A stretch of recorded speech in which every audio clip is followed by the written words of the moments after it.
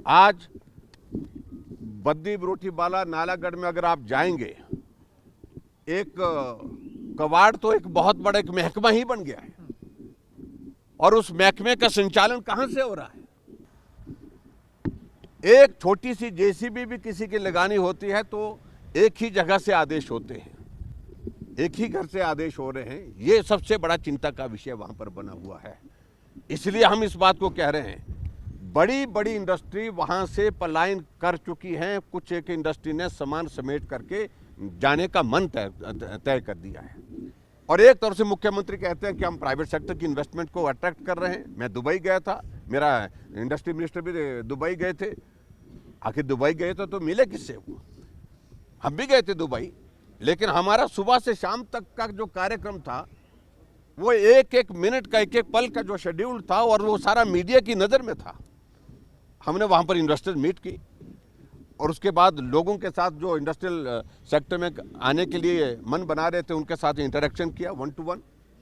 और उसके बाद मैं देख रहा हूँ कि मुख्यमंत्री जी के टूर का और मंत्री जी के टूर का कोई भी जिक्र कहीं अखबारों में आया ही नहीं।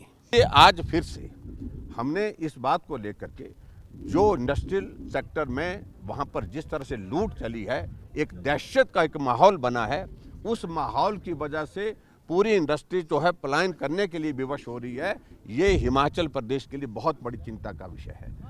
जो बल्क ड्रग फार्मा पार्क, जिसको 1.5 साल से ज़्यादा समय हो गया अलॉट हुए, उसका काम शुरू करना चाहिए।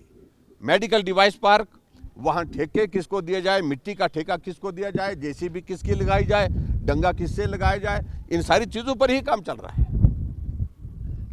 इसलिए मेरा यही कहना है मुख्यमंत्री जी से कि आप इसमें दखल दें, नहीं तो ये बातें बाहर अलग तरह से आ रही हैं, जिसमें सरकार के ऊपर बहुत बड़ा आरोप लग रहा है कि ये सरकार की सहमति से हो रहा है। जो बार बार मुख्यमंत्री इस बात को कह रहे हैं कि हम अपनी शर्तों पर इंडस्ट्रियल सेक्टर में वहां पर जो है वो इंडस्ट्री को लाएंगे, वो शर्तें क्या है?